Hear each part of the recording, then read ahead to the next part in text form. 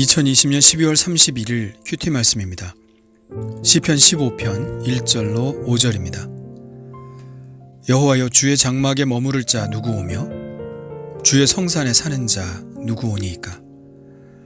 정직하게 행하며 공의를 실천하며 그의 마음의 진실을 말하며 그의 혀로 남을 허물하지 아니하고 그의 이웃에게 악을 행하지 아니하며 그의 이웃을 비방하지 아니하며 그의 눈은 망령된 자를 멸시하며 여호와를 두려워하는 자들을 존대하며 그의 마음에 서원한 것은 해로울지라도 변하지 아니하며 이자를 받으려고 돈을 꾸어주지 아니하며 뇌물을 받고 무죄한 자를 해하지 아니하는 자이니 이런 일을 행하는 자는 영원히 흔들리지 아니하리이다. 아멘. 시편 14편에서는 선을 행하는 자가 없으니 하나도 없다고 했는데요. 오늘 말씀에는 과연 선을 행한다는 것이 무엇인가에 관해서 말씀하고 있습니다. 이스라엘 사람들의 기준에서 선이란 무엇을 의미할까요? 그것은 바로 하나님과 함께 거할 수 있는 자격을 말합니다. 아담과 하와는 에덴 동산에서 하나님과 함께 살다가 낙원 밖으로 쫓겨났죠. 무슨 의미인가요? 죄는 하나님과 함께 할 수 없다는 것입니다. 그러니까 우리가 죄를 짓지 않고 선을 행해야 하는 이유는 바로 하나님과 함께 거할 자격을 얻기 위해서인 것이죠. 그래서 1절에 이런 말씀으로 선한 사람을 찾고 있죠. 여호와여, 주의 장막에 머무를 자 누구 오며 주의 성산에 사는 자 누구 오니까. 하나님과 함께 거할 수 있는 의인, 그들은 어떤 사람일까요? 정직하게 행하며 공의를 실천하는 사람입니다. 진실을 말하는 사람이며 남의 허물을 드러내지 않고 이웃에게 악을 행하지 않으며 이웃을 비방하지 않는 사람입니다. 망령된 자의 길을 멸시하고 하나님을 두려워하는 자를 따르는 사람입니다. 서원한 것은 그것이 지금 당장 나에게 해가 된다 하더라도 꼭 지키는 사람입니다. 이자를 받으려고 돈을 꾸어주지 않고 재판을 하기 전에 뇌물을 받고 무죄한 자를 해롭게 하지 않는 사람입니다. 이런 사람들은 영원히 흔들리지 않고 하나님의 장막에 머물며 하나님의 성산에서 하나님과 함께 살 수 있는 사람이죠. 좋은 말은 다 써있죠. 이런 것들에 대해서 개별적으로 하나하나 살펴보는 것도 의미가 있겠지만 그렇게 따지자면 한이 없을 겁니다. 사실 여기에 쓰인 것들은 극히 일부일 뿐 선한 사람이 되기 위한 행동 강령들은 얼마든지 추가할 수 있죠. 이렇게 추가해서 우리가 선한 사람이 되기 위한 노력을 계속해 나가는 것도 의미가 있겠지만 그렇게 개별적인 것들을 중요하게 여기다 보면 이러한 율법의 정신을 잊어버리기 쉽습니다. 이것이 바로 바리새인들의 오류죠. 바리새인들은 안식일에 관한 규율을 100가지 이상 지키고 있었지만 안식일의 정신, 즉 사람이 안식일을 위해 있는 것이 아니라 안식일이 사람을 위해 있는 것이라는 이 정신은 잊어버리고 말았죠. 예수님은 바로 그 점에 대해서 지적해 주신 것이고요. 그렇다면 오늘 시편에 말씀하고 있는 이러한 선한 사람들이 품고 있는 기본적인 정신은 무엇일까요? 바로 하나님과 동행하는 삶입니다. 하나님이 항상 내 옆에 계시다고 생각하고 살아가는 것이죠. 시편 14편에서 어리석은 사람들의 특징을 뭐라고 했나요? 바로 그의 마음에 이르기를 하나님이 없다 하는도다. 이것 아니었습니까? 하나님이 없다 하는 사람들의 행위의 결과는 부패하고 가증하며 선을 행하지 않는다는 것입니다.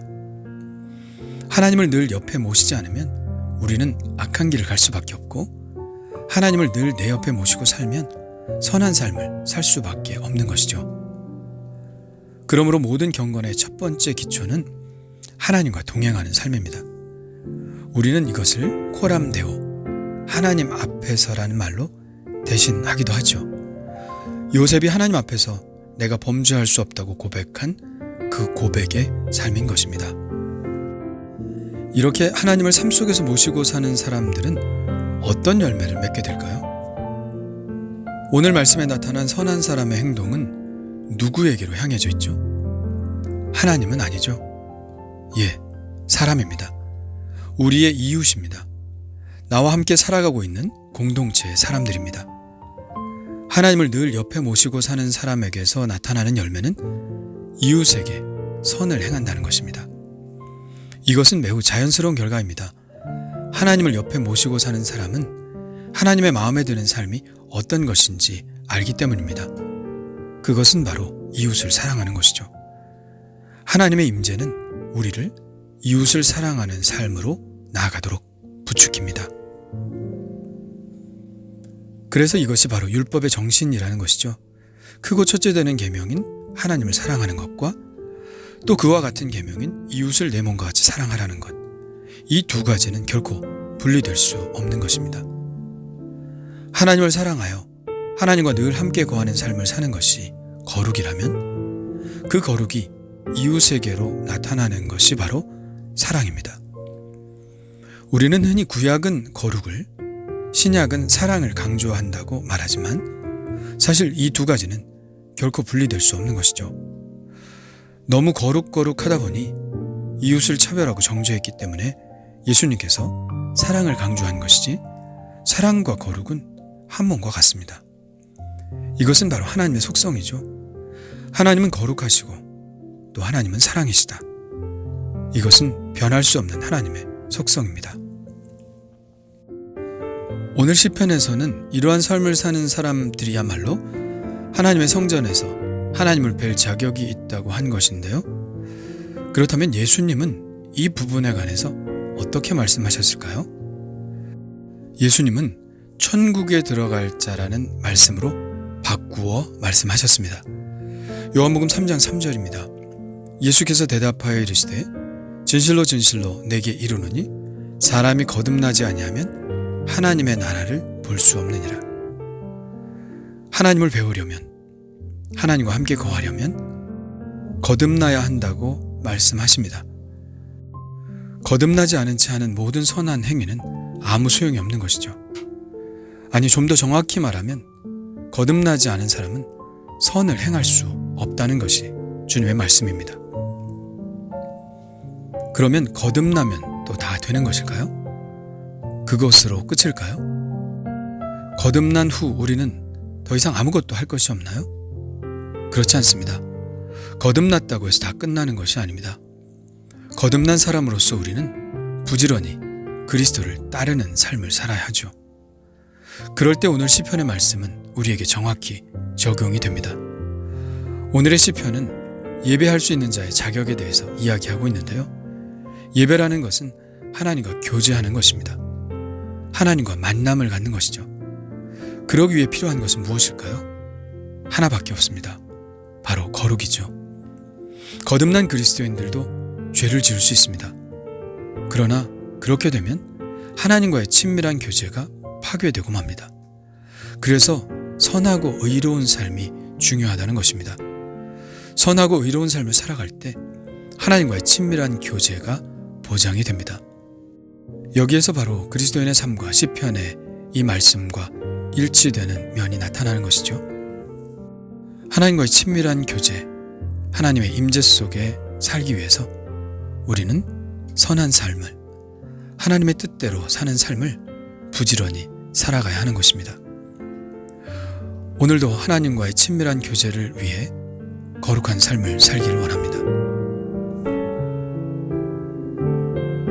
주님 감사합니다. 저의 간절한 소원은 하나님과 늘 함께하는 것입니다. 하나님과의 친밀감이 저의 삶의 목표입니다.